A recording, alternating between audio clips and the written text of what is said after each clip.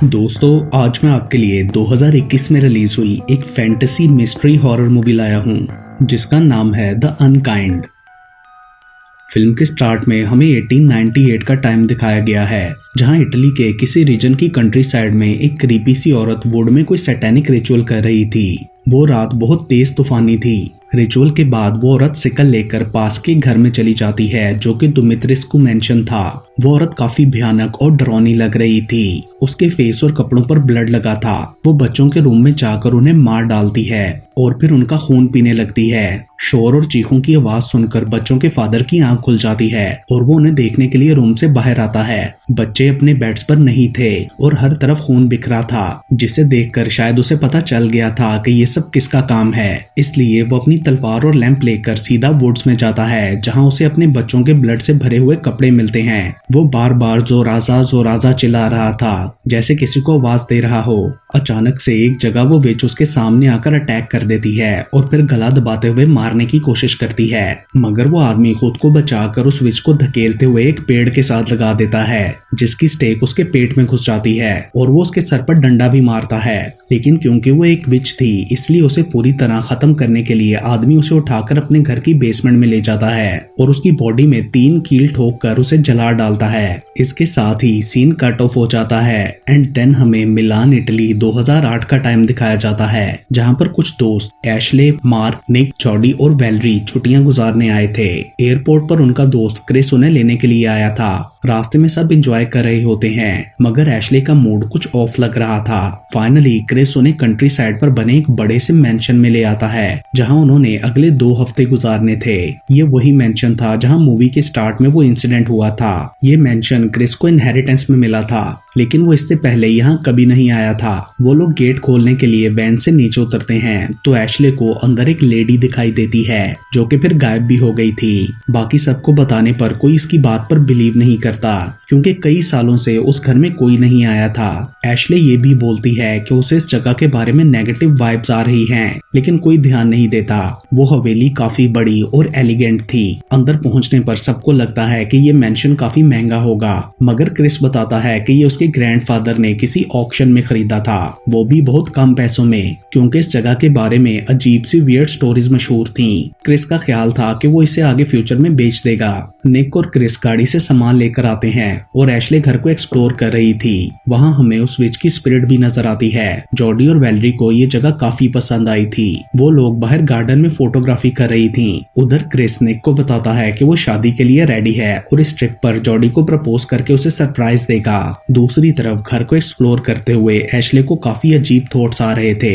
उसे उधर किसी के होने का भी एहसास होता है। तभी मार्क पीछे से जाकर उसे डरा देता है। उसके बाद एशले किसी एरिक नाम के बंदे को कॉल करके बताती है कि वो सेफली इटली पहुंच गई है, लेकिन ये जगह उसे काफी वियर्ड लगी। वो कहती है कि मेरा माइंड डिस्टर्ब है, मैं निक को भी सही से टाइम नहीं दे पा रही। मुझे लगता है इस घर में लोगों को ब्रूटली मारा गया था। एक्चुअली उसके पास साइकिक एबिलिटीज थी। वो नेगेटिव एनर्जीज को फील कर सकती थी, लेकिन उसे लग रहा था कि शायद वो मेंटली डिस्टर्ब है। मगर कुछ ऐसा ही एक्सपीरियंस क्रिस को भी हो रहा था। उसे भी नेगेटिव वाइब्स आ रही थी। वो जॉडी को बताता है कि मैं ये घर सेल करके हमारे लिए न्यूयॉर्क में अपार्टमेंट ले लूंगा। जॉडी के जाने के बाद उसे ऊपर की विंडो में कोई औरत खड़ी दिखाई देती है। वो जल्दी से उस रूम में जाकर देखता है, मगर वहाँ कोई नहीं था। मगर तभी हमें वो विच उसके पीछे नजर आती है। रात को सब पार्टी कर रहे थे तो निक ऊपर से एशले को भी बुलाने जाता है, जो कि ड्राइंग कर रही थी, और वो निक को अवॉइड करती है। वो उसे मना रहा था कि तभी उन्हें पास के कबर्ड में से आवाज आती है। चेक करने पर वहाँ कुछ नहीं था, मगर एक फोटो मिलती है इस घर के पुराने ओनर्स की। उसके बाद एशले भी नीचे चली जाती है और सब रात देर तक पार्टी करते हुए वहीं हॉल में ही सो गए थे।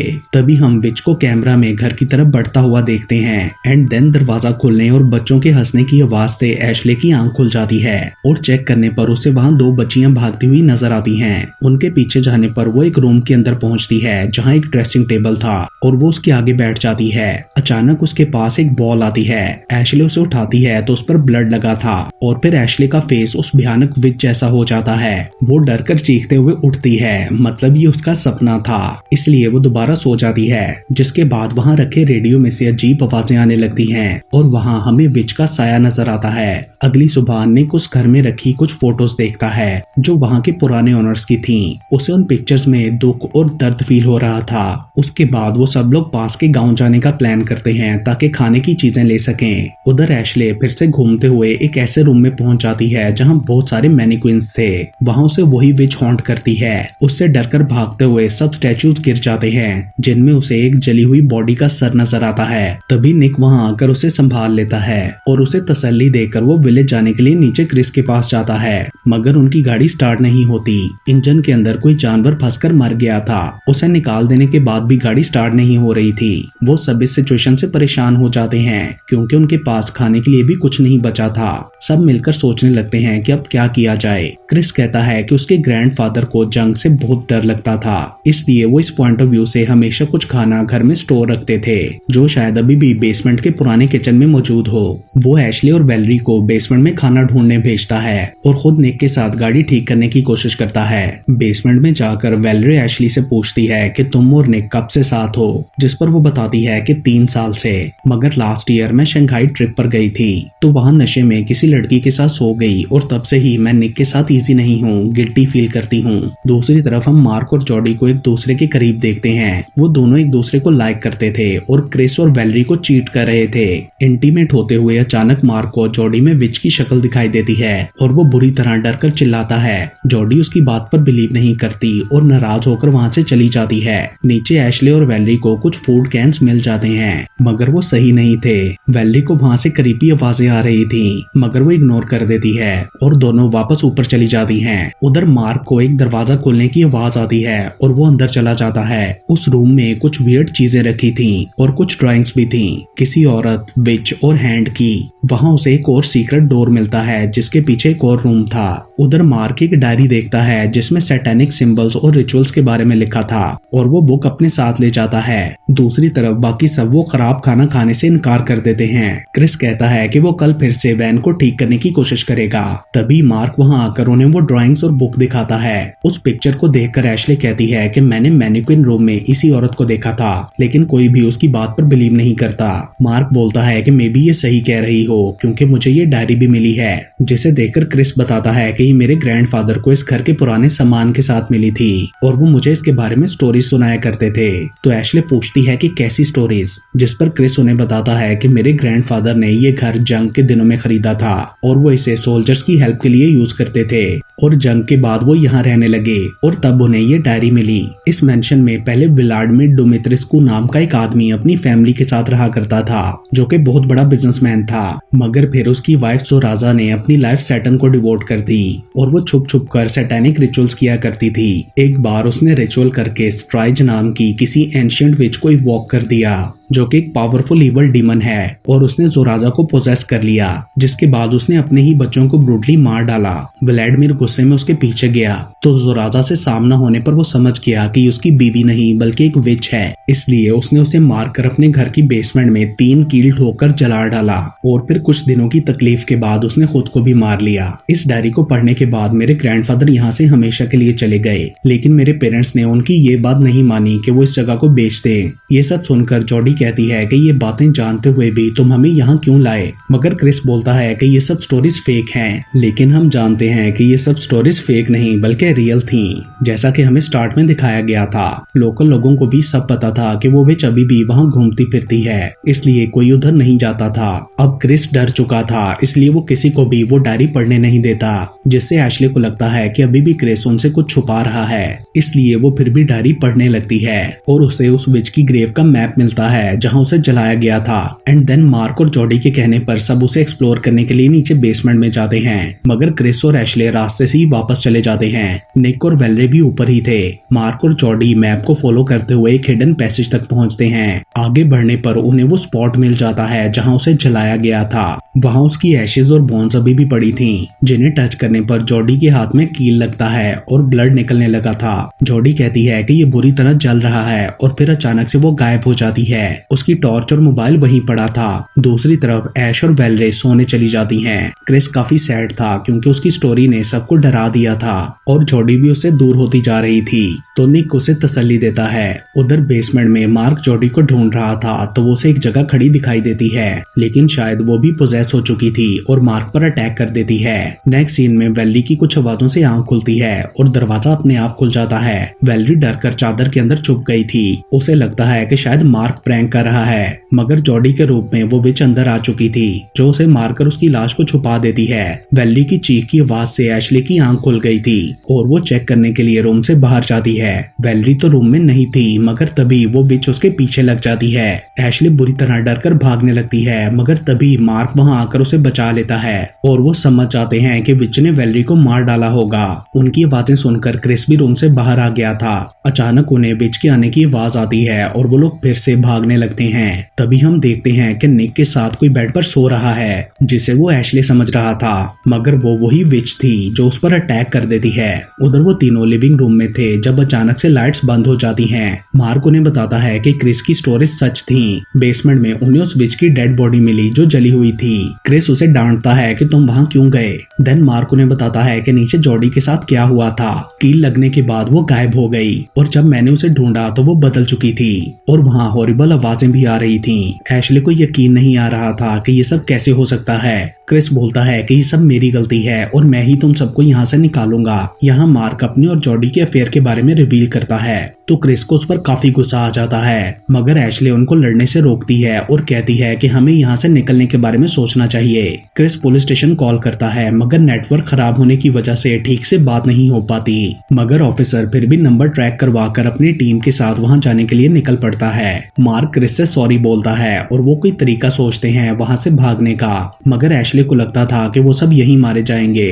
वो मार्क पर गुस्सा करने लगती है कि ये सब तुम्हारी गलती है। अचानक से एशली को मार्क के पीछे विच दिखाई देती है और वो डर कर चिल्लाने लगी थी, मगर ये शायद उसकी इमेजिनेशन थी। जिसके बाद वो प्लान करते हैं कि क्रिस और एशले भागकर मेन गेट तक जाएंगे और मार्क ऊपर से निक को लेकर उनके पीछे जाएगा, क्योंकि एशले निक के बगैर जाना नहीं चाहती थी। उसे लग रहा था कि वो ऊपर सो रहा होगा, लेकिन बाहर निकलने पर एशले को लगता है कि वो उन्हें छोड़कर जाते हुए गलती कर रहे हैं, हमें उनके साथ ही रहना चाहिए। जिसके बाद क्रिस मान जाता है और वो वापस घर के अंदर चले जाते हैं। उधर मार्क जब निक के रूम में पहुंचता है तो देखता है कि विच उसे मारकर उसका खून पी रही थी और वो मार्क पर भी हमला कर देती है। दूसरी तरफ क्रिस को लगता है कि उन्हें वो डायरी ढूंढनी चाहिए जिसमें उस विच से बचने का कोई तरीका जरूर लिखा होगा, क्योंकि शायद इसी वजह से तो उसके ग्रैंडफादर इस जगह से बचकर निकल पाए थे। उन्हें लगता है कि मार्क ने उसे बेसमेंट में कहीं गिरा दिया था, इसलिए वो डायरी लेने के लिए नीचे जाते हैं, मगर वहाँ वो विच को देखकर वापस भागने लगते हैं। एशले क्रिस से अलग हो जाती है